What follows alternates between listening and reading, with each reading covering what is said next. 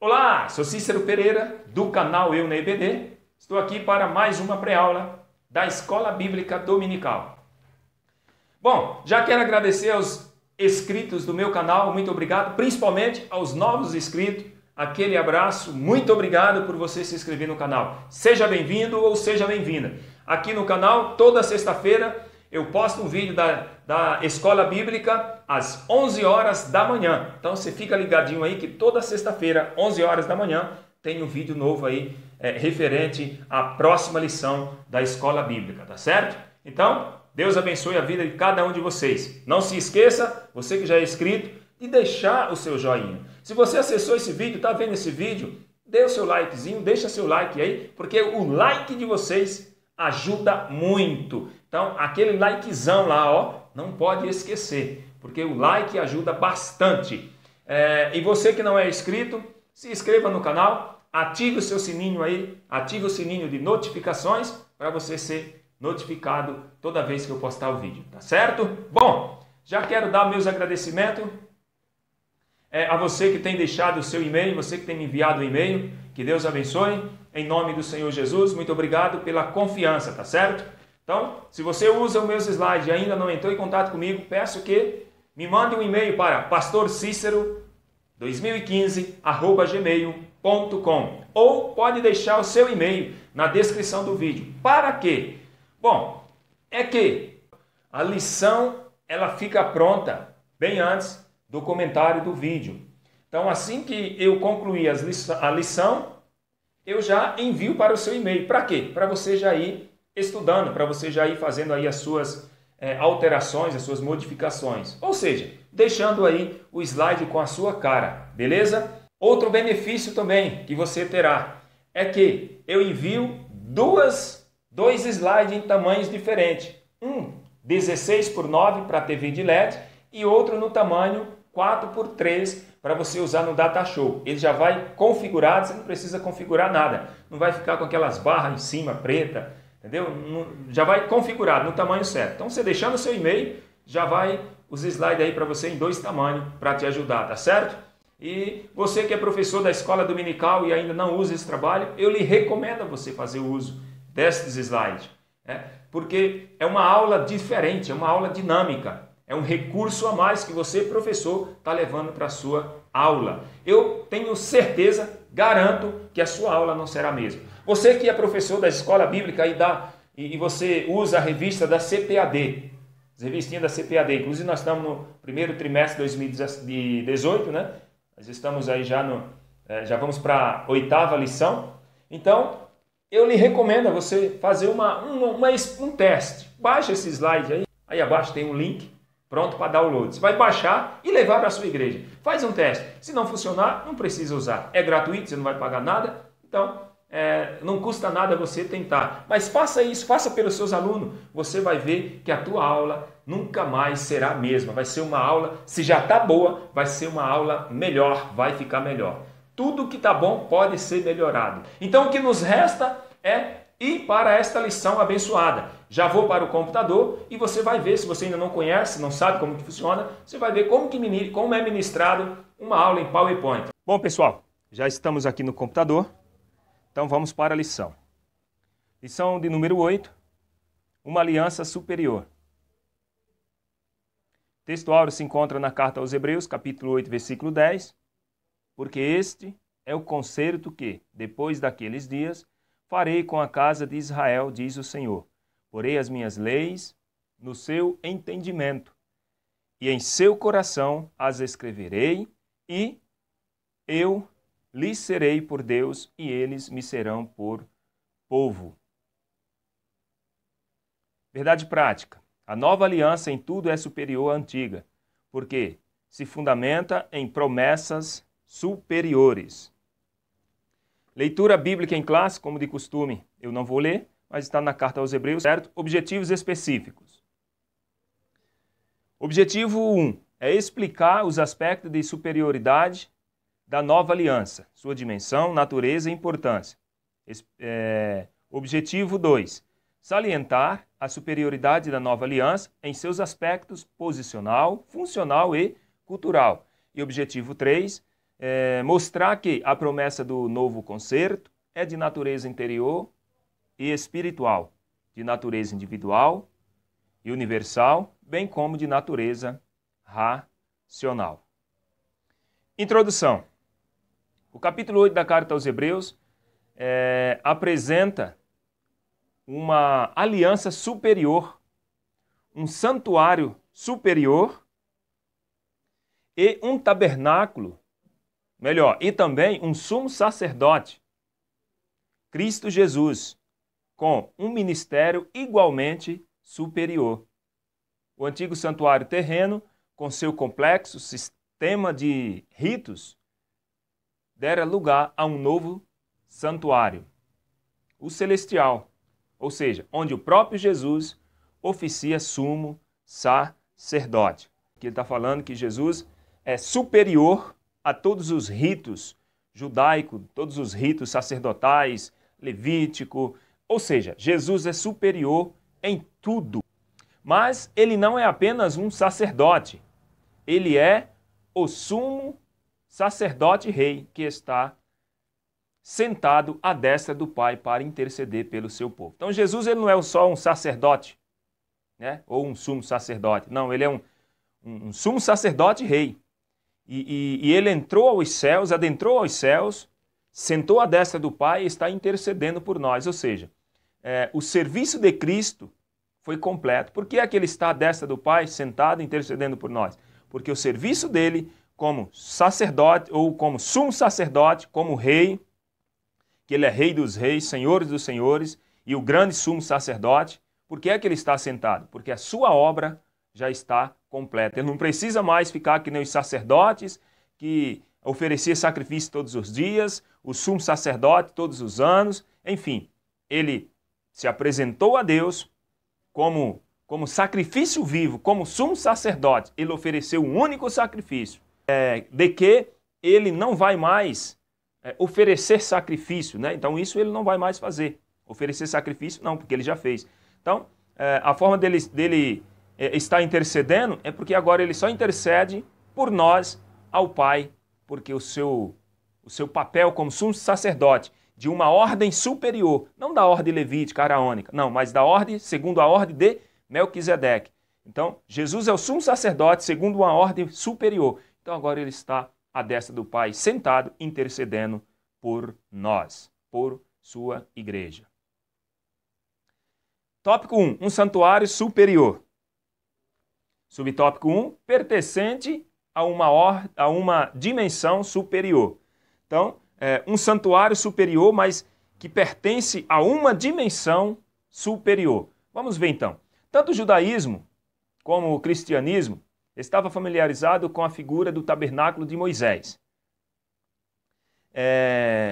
Era esse tabernáculo que tanto os sacerdotes como os sumos sacerdotes exercia seus ministérios. Então, olha só, existia os sacerdotes que fazia o seu papel como sacerdote num lugar separado, né, que ele oferecia sacrifício pelo povo todos os dias, e existia um lugar santíssimo, né, que é chamado Santo dos Santos, onde só o sumo sacerdote, uma vez por ano, eles entrava neste lugar e oferecia sacrifício pelo povo. Então, isso no livro do Êxodo, consta as instruções dadas por Deus ali para Moisés, da construção do santuário. Você pode ver lá em Êxodo 25, do versículo 1 ao 9, que fala ali ou que dá umas ilustrações como seria o santuário, das coisas que Deus requereria que estivesse no santuário. Então as recomendações ali dadas a Moisés, né, conforme expõe o registro sagrado, eram o quê? Eram destinadas à construção de um santuário onde Deus habitaria com eles. Então, Deus estava dando ali a Moisés umas instruções de como seria o santuário onde o próprio Deus habitava com eles. Então, o santuário terreno era uma réplica do santuário celestial, aonde Cristo é o sumo sacerdote. Foi no santuário celestial que Cristo entrou para oficializar como sumo sacerdote em nosso favor. Para o escritor aos Hebreus, esse tabernáculo é o próprio céu. Então, é o verdadeiro tabernáculo por pertencer à dimensão celestial. Por que é que Cristo não ofereceu sacrifício aqui na terra? Por que é que ele não entrou no santuário, no santo dos santos? Por que é que ele não fez nada disso? Porque o santuário de Cristo, o sacerdócio de Cristo, o sumo sacerdócio de Cristo, não era terreno, e sim celestial. Então ele entrou no santuário celeste, no santuário celestial, no tabernáculo que fica no próprio céu, e lá ele ofereceu o seu sacrifício, né, uma vez por toda, para todo sempre, e ele intercede por nós. Subtópico 2, possuidor de uma natureza superior. Então nós falamos de um santuário que que era pertencente a uma dimensão superior. Agora nós vamos falar de um santuário que é possuidor de uma natureza superior. Olha só, o santuário terreno, mesmo tendo sido construído com objetos e metais preciosos, não era o verdadeiro tabernáculo, mas apenas um modelo do verdadeiro. Então o santuário terreno, mesmo com os seus objetos preciosos, ouro, prata, bronze, ou seja, os objetos que tinha no santuário que era de valor, que era importante, era apenas um modelo do verdadeiro santuário, do verdadeiro santuário celestial, onde Cristo é o sumo sacerdote, onde Cristo entrou para oferecer de uma vez por todas o sacrifício pelo pecado da humanidade.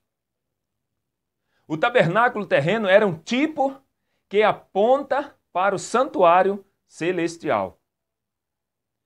Hebreus 8,5 diz assim: olha, fazendo tudo conforme o modelo que no monte se te mostrou. Então, o tabernáculo terreno era um tipo do santuário celestial. Esse tabernáculo terreno apontava para o tabernáculo celestial, que isso só Cristo, como sumo sacerdote, poderia adentrar.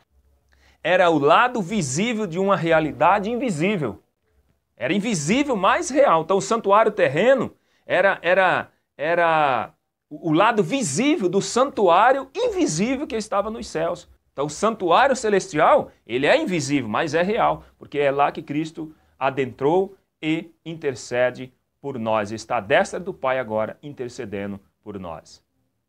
O santuário terreno era por natureza temporal, ou seja, passageira, figura do verdadeiro santuário que é espiritual e eterno. Então o santuário da nova aliança agora, o santuário de Cristo, ele é eterno. O santuário da lei levítica, da lei dos levitas, era terreno e passageiro, mas o de Cristo não, é eterno. Foi nesse santuário que Jesus se tornou ministro do santuário e do verdadeiro tabernáculo, Hebreus 8,2. Então Jesus, ele foi nesse santuário que Jesus se tornou ministro do próprio santuário, ou seja, ele inaugurou esse santuário, né? Esse verdadeiro tabernáculo, que o que existia aqui na terra era apenas uma réplica do santuário celestial, onde Cristo é o sumo sacerdote.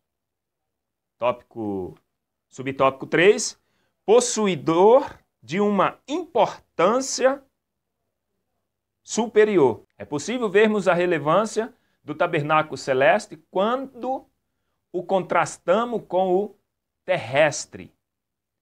Certo autor destaca 3 grandes importâncias do tabernáculo terrestre. Olha só, nós vamos ver aqui 3 grandes importâncias do tabernáculo terrestre. Primeira importância, o tabernáculo propiciava as condições necessárias para manter comunhão no relacionamento com Deus. No tabernáculo celestial, essa condição é plenamente satisfeita. Então, o tabernáculo ele propiciava o quê? A condição do homem ter um relacionamento com Deus, ter comunhão com Deus, através do sacrifício. Só que o tabernáculo celestial, essa condição é plenamente satisfeita. Segundo, o tabernáculo era a garantia da presença divina no meio de seu povo. Então, o mesmo tabernáculo terreno, ou o tabernáculo terrestre, ele era o quê? Era a garantia da presença divina. Então, se destruísse o tabernáculo, não tinha a presença de Deus. Você está entendendo? Então, esse fato faz com que o tabernáculo se conforme em cada detalhe a seu caráter divino. Isto é, unidade e santidade. Então, mesmo o tabernáculo tinha que ser purificado sempre. As coisas tinham que estar sempre purificadas, sempre consagradas ao Senhor. Os sacerdotes tinham que estar sempre apresentando sacrifício a Deus, assim como o sumo sacerdote, e assim sucessivamente. Então essa também era uma das funções, né, do tabernáculo, era garantir a presença divina no meio de seu povo. E a outra, outro ponto importante também referente ao tabernáculo, é que ele revela a perfeição e a harmonia do caráter do Senhor, vista na sua arquitetura, tais como gradações em metais e materiais. Mas isso era apenas o quê? Abre aspas, sombra da perfeição e harmonia do tabernáculo celeste. Tópico 2, um ministério superior. Subtópico 1, no aspecto posicional. No Antigo Pacto, nenhum rei exerceu de forma legítima a função de rei sacerdote. Então, olha só. Na antiga aliança, no Antigo Pacto, de forma legítima, nenhum rei exerceu duas funções, ou seja, a função de rei e de sacerdote. 2 reis tentaram atuar como sacerdote, mas foram reprovados. Quais são? Primeiro foi o rei Saul e depois o rei Uzias. Então, só Jesus é o sumo sacerdote, rei, que cumpriu as exigências da profecia bíblica de Salmo 110, 4. Então, o rei Saul, a gente sabemos da história dele, que ele não teve paciência de esperar que Samuel chegasse para oferecer sacrifício a Deus, para que ele fosse à guerra. Então o próprio rei foi lá e ofereceu ali sacrifício ao Senhor, e Deus não se agradou. A partir daquele momento, o ministério dele como rei não foi mais o mesmo. E o rei Uzias? O rei Uzias, é bom nós salientarmos que ele também tentou ser um sacerdote, né? A Bíblia fala que quando ele começou o seu reinado, ele tinha apenas 17 anos de idade, tá certo? Quando seu pai ali, ou depois da morte do seu pai, acho que é Amazias, o nome do pai de Uzias, em 2 Crônicas 26 fala, é isso mesmo, Amazias. Então o seu reinado ali durou 42 anos. Então o rei Uzias foi um rei bom, foi um rei que fez a vontade de Deus. Porém, ele na sua velhice, ele cometeu uma falta grave na sua velhice, tá certo? Então, na sua velhice, o que é que ele fez? Ele foi ao santuário e foi oferecer sacrifício a Deus pelo povo. Coisa que quem tinha que fazer era o sacerdote, não o rei. Não era o rei, não era a função do rei oferecer sacrifício pelo povo. Uzias foi. Os sacerdotes tentaram avisar ele, né? Tentaram impedir, mas ele, na sua arrogância, porque ele achava que agora era o cara, né? Ele já era um rei de idade, ele achava que agora ele poderia fazer o que ele queria. E ele foi lá oferecer sacrifício. Os sacerdotes tentaram impedir, mas não houve êxito nisso. Aí, o que acontece? A Bíblia diz que quando ele estava oferecendo lá o seu sacrifício, seu ritual, que quem deveria fazer o sacerdote, ele ficou leproso a partir daquele dia. E aí ele foi exonerado do cargo, ou seja, afastado, foi para um lugar no palácio, ficou ali reservado, até até a sua morte, na verdade, né? Porque ele não foi curado. A lepra dele foi até o dia da morte dele.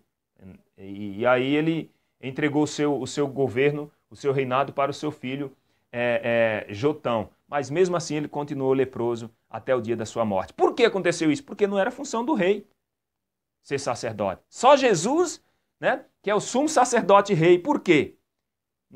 Só Jesus na questão de cumprir as exigências da lei. Por que é que Jesus foi sumo sacerdote rei? Porque ele é da ordem de Melquisedeque. Nós já vimos na lição anterior que Melquisedeque foi rei e sacerdote, porque não era da lei do pessoal de Levi, né? Da ordem araônica. Era de uma outra ordem, de uma ordem superior. E por ser sumo sacerdote da ordem de Melquisedeque, também não está limitado a um tabernáculo terreno. Jesus não está limitado a um tabernáculo terreno. O seu santuário, onde ele oficiou, é divino, além de maior e melhor. Olha só, o sacerdócio de Cristo é segundo a ordem de Melquisedeque. Então, o seu santuário, onde ele oficiou como sacerdote divino, é muito maior do que o sacerdócio, do que o santuário, né, terreno. O santuário de Cristo é celestial. Foi lá que ele se oficializou sumo sacerdote. Não aqui na terra. Aqui na terra ele não foi sumo sacerdote, nem rei, né? Subtópico 2, no aspecto funcional. No antigo pacto, o sacerdote administrava no tabernáculo para oferecer suas ofertas e sacrifício, muitas vezes. Olha só. O sumo sacerdote uma vez por ano. Hebreus 9:7, só o sumo sacerdote uma vez no ano. Não sem sangue, que oferecia por si mesmo e pelas culpas do povo. Então, uma vez por ano, o sumo sacerdote ele oferecia sacrifício pela sua própria culpa e pela culpa do povo. Só que os sacerdotes faziam isso muitas vezes, né? O sacrifício era constante que o sacerdote oferecia. Jesus fez isso uma única vez. Cristo é a semelhança do sistema sacerdotal arônico. Também deveria ter oferta para oferecer. Olha só, Cristo é a semelhança do sistema sacerdotal arônico. Qual a semelhança? Que para oferecer sacrifício tinha que ter uma oferta, tinha que ter algo a oferecer. O que era que o sacerdote oferecia pela culpa do povo? Um animal inocente, um cordeiro inocente. Quem foi agora a oferta que Cristo apresentou? Quem foi o cordeiro? Ele mesmo, a sua própria vida. Não é verdade? Há duas coisas que diferenciam o sacerdócio de Cristo do antigo pacto. Quais? A primeira é, ele mesmo se deu em sacrifício. Olha só. Porque Cristo, nossa Páscoa, foi sacrificado por nós, de acordo com 1 Coríntios 5:7. E, segundo, foi efetuado de uma vez por todas. Ou seja, Cristo, portanto, não está mais oferecendo sacrifício no céu de forma repetida, como faziam os sacerdotes e levitas. Não. Eu já falei isso um pouco antes no vídeo. Cristo não está mais oferecendo sacrifício. Diz aí no livro aos Hebreus que agora não resta mais sacrifício por aqueles que pecam, que estão pecando. Né? O que resta para essa pessoa é uma perspectiva futura de um fogo inextinguível, ou seja, um fogo que não se apaga. Ou seja, só resta agora um juízo final à espera daquele que peca e não se arrepende. Porque Cristo não vai morrer de novo para oferecer-se em sacrifício do povo. Agora, ele intercede por todos os que o invocam. Cristo agora intercede pela nossa vida, pela humanidade, por aqueles que o reconhecem. Subtópico 3, no aspecto cultual. Havia ainda nos seus dias sacerdotes que ofereciam sacrifício e oferta de acordo com a lei. Havendo ainda sacerdotes que oferecem dons segundo a lei, Hebreus 8:4.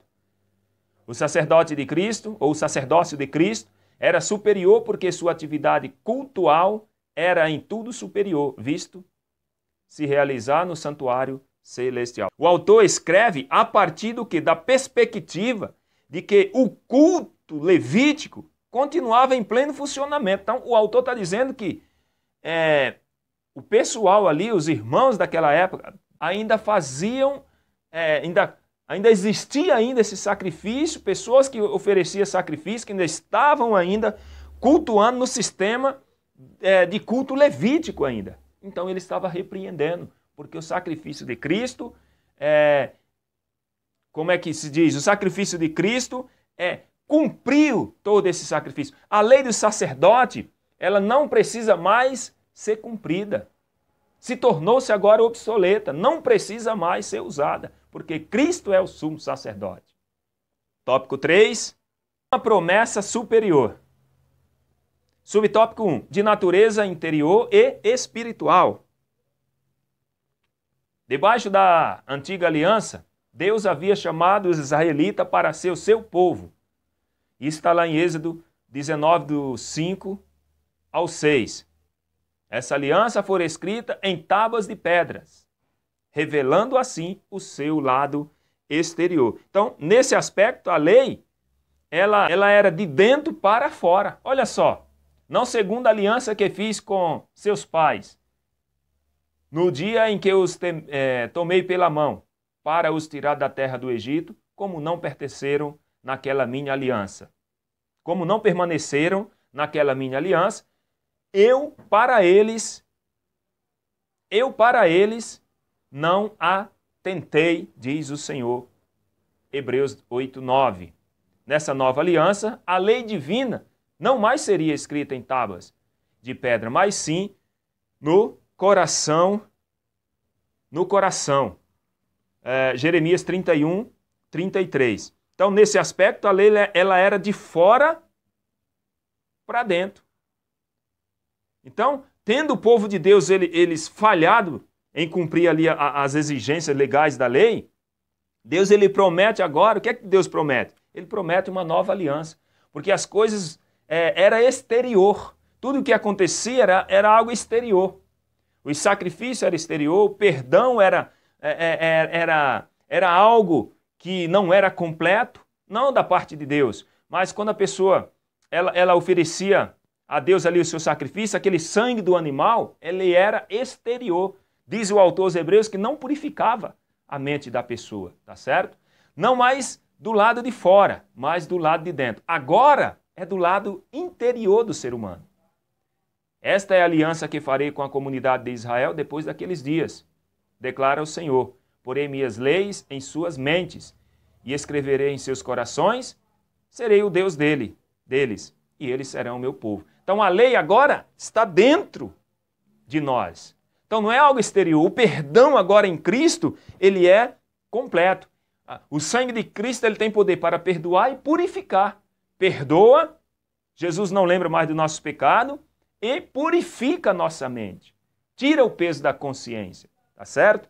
Então, o sacrifício, por esse outro motivo, o sacrifício de Cristo é muito mais superior do que a antiga aliança. Por isso que Deus agora ele promete uma nova aliança. Subtópico 2, de natureza individual e universal. Na antiga aliança, nem todos conheciam o Senhor. Olha só, estava reservado somente ao sacerdote, ao escriba e aqueles que se especializavam em minúcias da lei. Então, a antiga aliança ela é um contraste com a nova.